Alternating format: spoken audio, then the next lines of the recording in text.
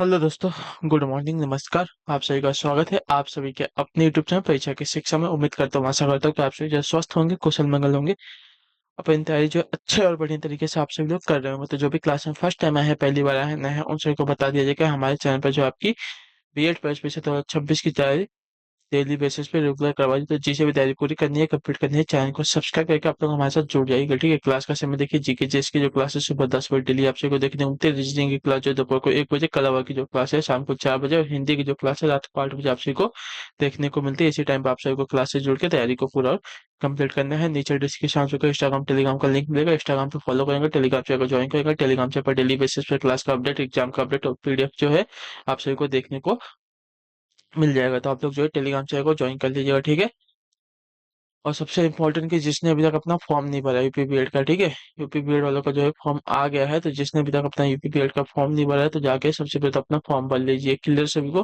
Form भर के उसके बाद आप लोग जो भी आपका डाउट रहेगा, जो भी क्वेश्चन रहेगा, एक बार यूट्यूब करके देख लीजिएगा। फॉर्म कैसे भरना है आप सभी को समझ में आ जाएगा। ठीक है। क्लास स्टार्ट करेंगे। स्टार्ट करने से पहले जिसने अभी तक क्लास को लाइक नहीं किया, लाइक करेंगे, शेयर नहीं किया, शेयर करेंगे, जिसने अभी तक चैनल को सब्सक्राइब नहीं किया, सब्सक्राइब कर लेंगे। ठीक। और बाकी स्टेट का भी फॉर्म जो है आपका जल्दी ही देखने को मिलने वाला है। ठीक है। चलिए, पहला क्वेश्चन है, भारत के संविधान के मूल दस्तावेज को जो है किसके द्वारा हाथ से लिखा गया था, बताइए। भारत के संविधान को मूल भारत के संविधान के मूल दस्तावेज को जो है किसके द्वारा हाथ से लिखा गया था, इसका सही उत्तर क्या हो जाएगा? तो इसका राइट आंसर हो जाएगा प्रेम बिहारी नारायण रायजादा के द्वारा। ठीक है। ऑप्शन नंबर जो सी दिया गया है पहले का राइट आंसर हो जाएगा। ठीक है। भारत का संविधान जो है कभी, तो 26 नवंबर 1949 को बनके जो है तैयार हुआ था। 1949 को बनकर तैयार हो गया था।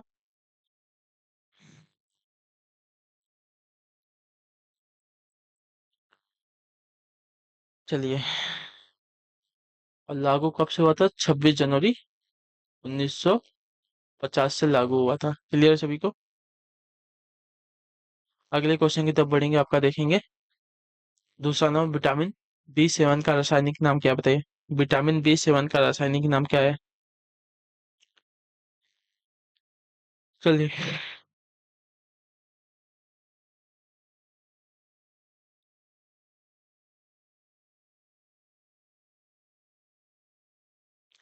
इसका राइट आंसर होगा बायोटीन। ठीक है। विटामिन B7 का नाम जो है बायोटीन है। तो ऑप्शन नंबर जो बी दिया गया है आपका राइट आंसर हो जाएगा। यह जल में घुलनशील है तथा इसकी कमी के कारण जो है त्वचा संबंधी रोग हो जाते हैं। यह मुख्य रूप से जो है यकृत, मांस, अंडा तथा दूध में जो है पाया जाता है। क्लियर। अगला क्वेश्चन, तीसरा नंबर, उत्तर दीजिएगा। हॉकी के दिग्गज मेजर ध्यानचंद का जन्म जो है कहाँ हुआ था, बताइए।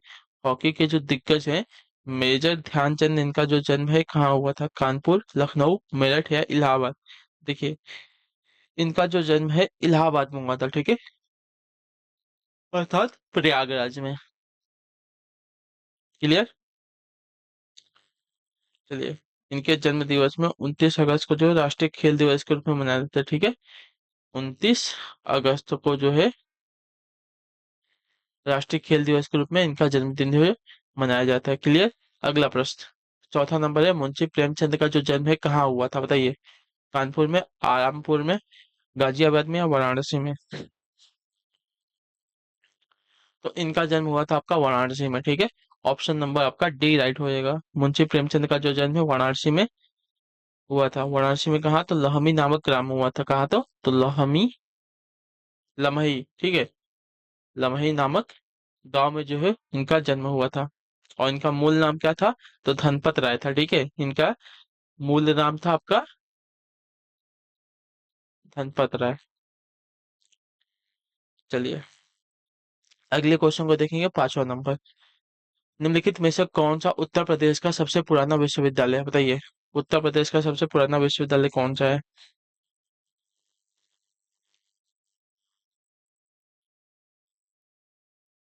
तो आपका उत्तर होगा इलाहाबाद केंद्रीय विश्वविद्यालय। ऑप्शन नंबर जो डी दिया गया आपका सही उत्तर हो जाएगा। ठीक है। इलाहाबाद केंद्रीय विश्वविद्यालय, और इसकी स्थापना की बात करें तो आपका 1887 में इसकी स्थापना हुई थी। क्लियर है।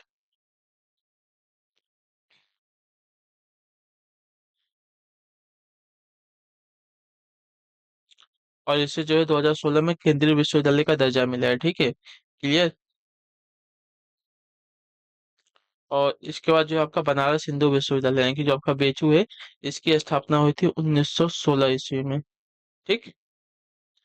और उसके बाद आपका आता है अलीगढ़ विश्व मुस्लिम विश्वविद्यालय, आपका 1920 में इसकी स्थापना हुई थी।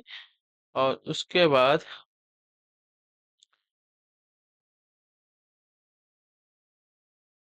चलिए, इतने ही बताया गया है। हाँ, महात्मा गांधी काशी विद्यापीठ की जो स्थापना आपका 1921 में हुई थी। चलिए, अगले क्वेश्चन को देखेंगे, आपका है छठा नंबर। उत्तर प्रदेश के किस शहर को जो है पूर्व का ग्रास के रूप में जो है जाना जाता है, बताइए। उत्तर प्रदेश के किस शहर को जो है पूर्व का ग्रास के नाम से जो है जाना जाता है, इसका राइट आंसर क्या हो जाएगा? तो इसका सही उत्तर हो जाएगा साथियों कन्नौज को, ठीक है। ऑप्शन नंबर जो डी दिया गया आपका राइट आंसर होगा। उत्तर प्रदेश के कन्नौज शहर को जो है पूर्व का ग्रास कहा जाता है। यह शहर जो हर्षवर्धन के समय से काफी प्रसिद्ध हुआ। वर्तमान में यह जो है इत्र निर्माण के लिए जो है पूरे देश में प्रसिद्ध है, ठीक है, इत्र निर्माण के लिए। अगला क्वेश्चन आपका है 7वां। किस पड़ोसी देश को जो है land of the thunder dragon कहा जाता है, बताइए। तो land of the thunder dragon जो है भूटान को कहा जाता है। ऑप्शन नंबर जो डी दिया गया आपका राइट आंसर होगा, क्लियर सर को। यह भूटान का राष्ट्रीय प्रतीक है, जो इसके राष्ट्रीय ध्वज पर भी अंकित है, ठीक है, land of the thunder dragon. चलिए, अगला प्रश्न है, देखेंगे 8वां नंबर। उत्तर दीजिएगा राइट आंसर पर। सीकर तकनीक के साथ जो है भारत की क्रूज मिसाइल कौन सी, बताइए। सीकर तकनीक के साथ भारत की क्रूज मिसाइल का नाम क्या है? तो इसका नाम है आपका ब्रह्मोस, ठीक है। ऑप्शन नंबर जो आपका सी दिया गया आपका सही उत्तर हो जाएगा, क्लियर।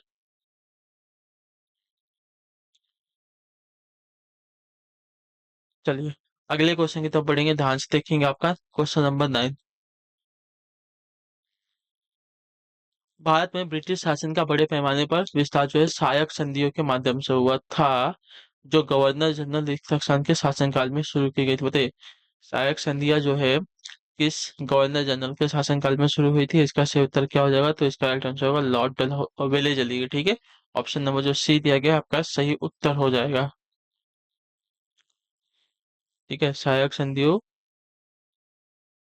अच्छा, सहायक संधियां जो है लॉर्ड वेलेस्ली ने स्टार्ट की थी, क्लियर सभी को।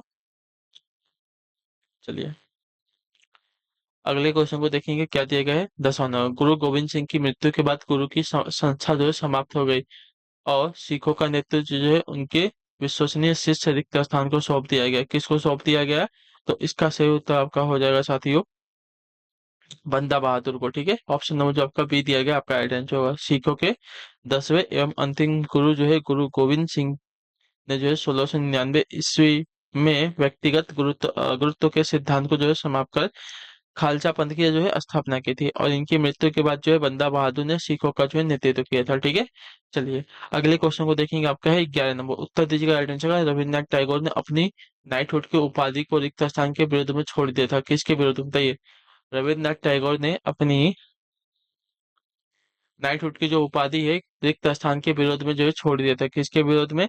तो आपका राइट आंसर यहाँ पे हो जाएगा, यहाँ पे जलियांवाला बाग हत्याकांड के, ठीक है। ऑप्शन नंबर जो आपका बी दिया गया आपका राइट आंसर होगा।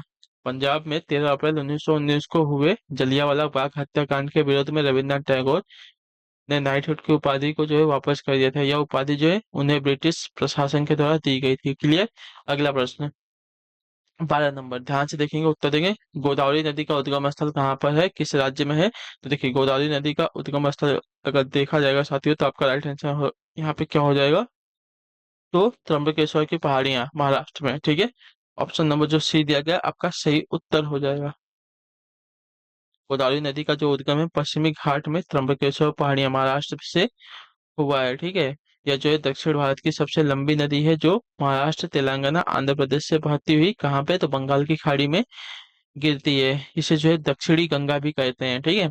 अगले क्वेश्चन को देखेंगे, 13 नंबर। उत्तर दीजिएगा, भारत की सबसे बड़ी मीठे पानी की झील का नाम क्या है, बताइए। भारत की सबसे बड़ी मीठे पानी की झील का नाम क्या है? तो भारत की सबसे बड़ी मीठे पानी की झील का नाम यहाँ पे जो है उलर झील है, ठीक है। ऑप्शन नंबर हमारा डी सही उत्तर हो जाए। और यह कहाँ पे है? तो जम्मू एंड कश्मीर में जो है यह स्थित है, ठीक। चलिए, और चलिए अगले क्वेश्चन को देखेंगे, 14 नंबर। क्या देगा, भारतीय संविधान में कानून बनाने की निर्धारित प्रक्रिया काफी हद तक जो है रिक्त स्थान के संविधान के द्वारा प्रभावित है। किसके संविधान के द्वारा प्रभावित है यह? भारत के संविधान में कानून बनाने की जो निर्धारित प्रक्रिया है काफी हद तक किस देश के संविधान के साथ प्रभावित है? दक्षिण अफ्रीका के, जर्मनी के, जापान के, संयुक्त राज्य अमेरिका के? तो इसका सही उत्तर आपका हो जाएगा साथियों जापान से। ठीक है, ऑप्शन नंबर जो सी दिया गया आपका सही उत्तर हो जाएगा। क्लियर सभी को?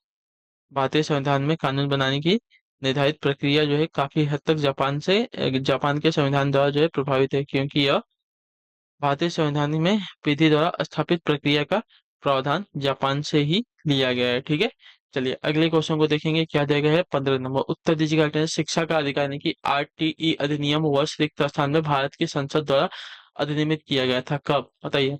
शिक्षा का जो अधिकार है, आरटी अधिनियम रिक्त स्थान में भारत के संसद द्वारा जो है अधिनियमित किया गया था। कब किया गया था यह?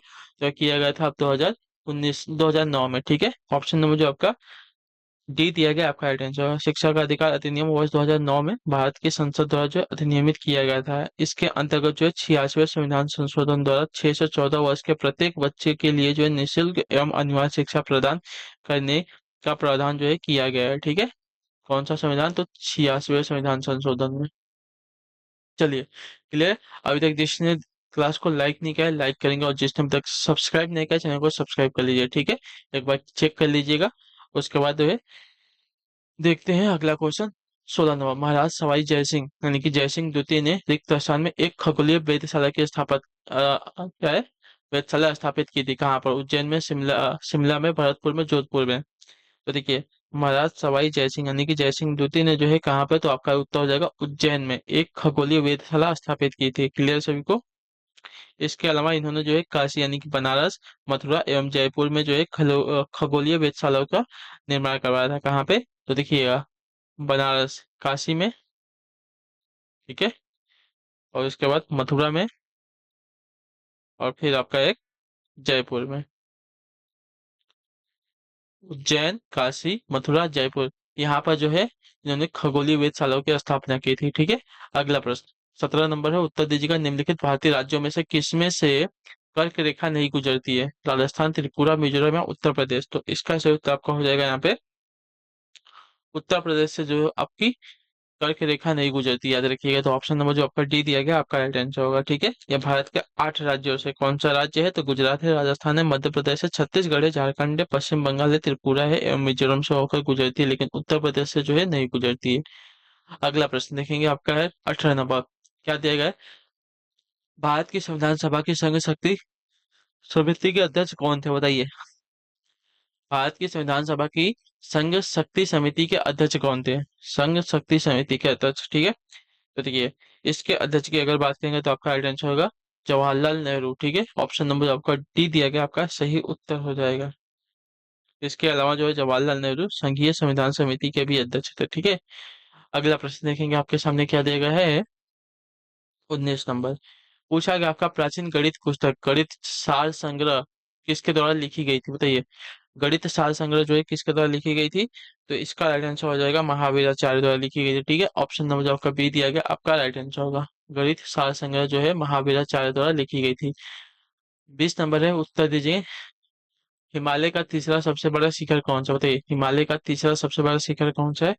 तो हिमालय का तीसरा सबसे बड़ा शिखर अगर देखा जाएगा तो आपका राइट आंसर यहाँ पे हो जाएगा कंचन जंगा। ठीक है, ऑप्शन नंबर जो आपका डी दिया गया आपका राइट आंसर। हिमालय का तीसरा सबसे ऊंचा शिखर आपका कंचनजंगा है, जिसकी ऊंचाई की बात करें तो आपका 8,600 मीटर है। क्लियर सभी को?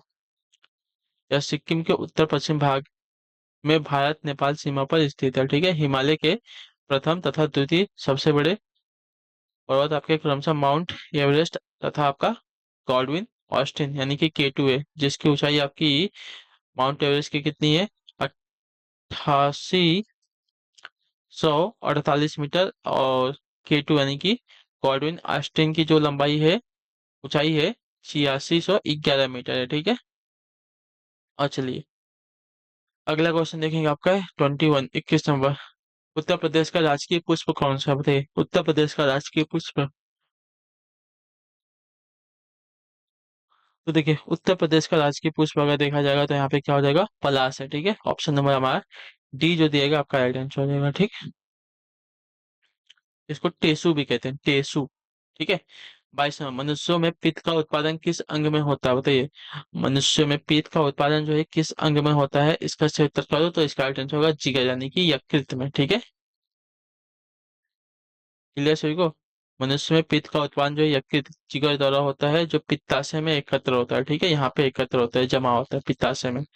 चलिए 23 23 नंबर, राष्ट्रीय मानवाधिकार आयोग में, राष्ट्रीय मानवाधिकार आयोग भारत में कब स्थापित हुआ था, बताइए। राष्ट्रीय मानवाधिकार आयोग जो भारत में कब स्थापित हुआ था, तो इसका राइट आंसर आपका हो जाएगा साथियों वर्ष 1993 में। ठीक है, ऑप्शन नंबर जो आपका सी दिएगा आपका राइट आंसर। भारत में राष्ट्रीय मानवाधिकार आयोग की स्थापना वर्ष 1993 में की गई थी। इसके अध्यक्ष आपके सहित 9 सदस्य होते हैं। अध्यक्ष सहित जो है टोटल 9 सदस्य होते हैं। राष्ट्रीय मानवाधिकार आयोग के अध्यक्ष जो है सर्वोच्च न्यायालय के पूर्व न्यायाधीश होते हैं, तथा इनकी कार्यकाल की जो अवधि होती है 5 वर्ष अथवा 70 वर्ष की आयु जो भी पहले हो उतनी होती है। ठीक है।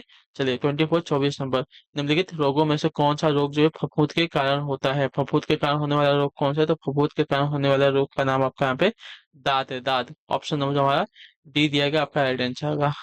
चलिए 25 नंबर प्रश्न उत्तर देंगे। रिक्त स्थान जो है विनिमय दर देशी मुद्रा के रूप में विदेशी मुद्रा की एक इकाई की कीमत है, कौन सी, बताइए।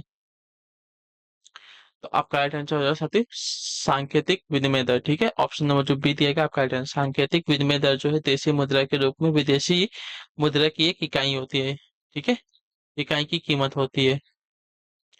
तो ऑप्शन नंबर बी हमारा राइट हो जाएगा। चलिए इसी के साथ जो क्लास है आज की यहीं पे पूरी होती है, कंप्लीट होती है। उम्मीद करता हूँ आप सबको क्लास जो अच्छी लगी, पसंद हो तो अपना जो फीडबैक है क्लास का नीचे कमेंट में, क्लास अच्छी लगी क्लास को लाइक करके चैनल पहले चैनल को सब्सक्राइब करके जाएंगे। हम आपसे मिलते हैं आपके अगली क्लास में। तब तक के लिए टाटा बाय बाय, जय हिंद, जय भारत। आप सभी का क्लास से जुड़ने के लिए बहुत बहुत ही धन्यवाद साथियों।